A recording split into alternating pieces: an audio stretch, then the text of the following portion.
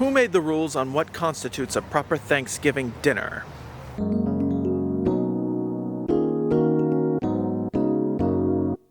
My fellow Americans, November has arrived and we all know what that means. For everyone else, I have some explaining to do. I'm talking about Thanksgiving.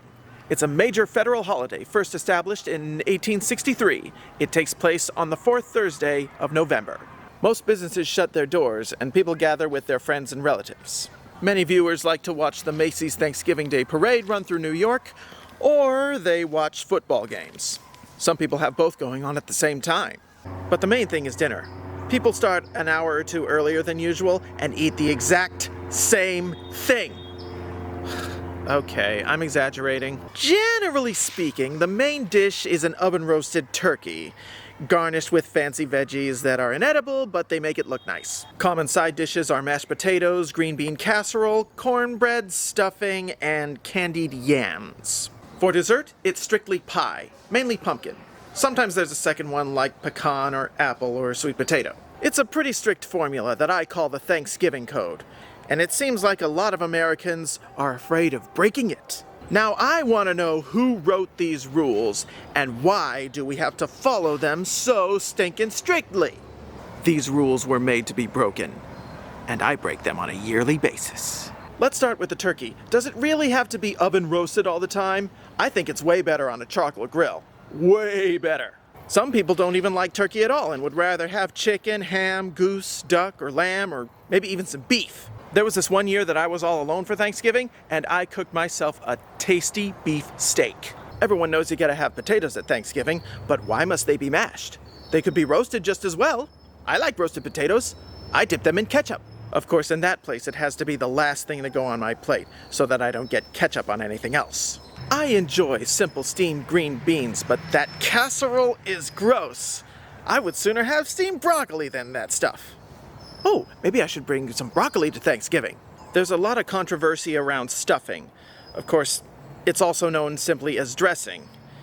In either case, it's not for me.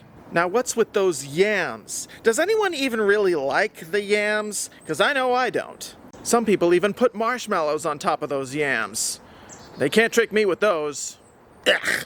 I have come to find that carrots make a pretty good Thanksgiving side. Raw or steamed, they're great. And they fit right in. It seems that macaroni and cheese is gaining popularity at Thanksgiving. I like the stuff, and it seems to fit right in, so I can't complain. To tell the truth, I really don't understand the appeal of cornbread. The kind I try is usually flavorless and dry.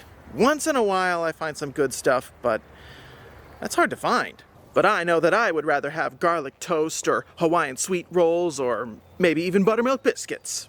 And now it's time to cover dessert. Pumpkin pie clearly reigns supreme, but as I said before, pecan, apple, and sweet potato are also pretty common. In my opinion, pumpkin pie is okay, but apple pie is far better. Pecan and sweet potato are just plain old gross. Pumpkin pie truly has an unfair advantage over apple, because when it's sliced, it stays all nice and neat. And then apple pie turns into a mess and has to be served in a bowl. And apple pie obviously becomes even messier, yet tastier, when a scoop of ice cream is put into the mix. Of course, apple pie isn't the only type of fruit pie that works. Cherry, blueberry, and peach also do wonders at Thanksgiving. As long as they don't have to be fresh, you can have any fruit you want. But the important thing is good company having good food. Whether you adhere strictly to the Thanksgiving Code, or you like to break it or maybe bend it, whatever. At this point, there's only one last little bit of Thanksgiving to address.